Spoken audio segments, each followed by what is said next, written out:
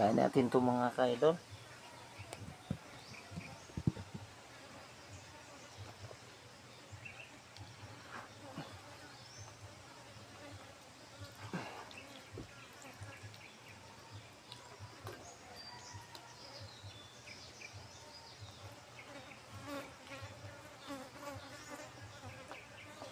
Ang pait na ng mga ka-idol. Lasa na. Kasi bulok na bulok na.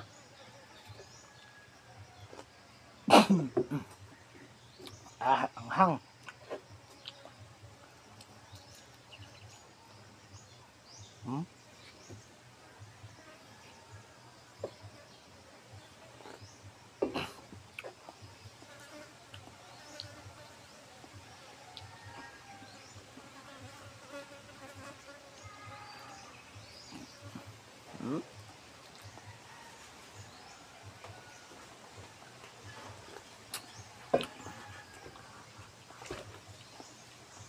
Sarap mga ka-idol.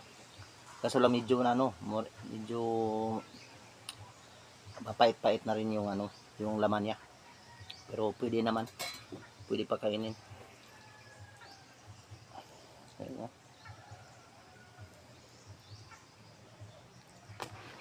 Yun.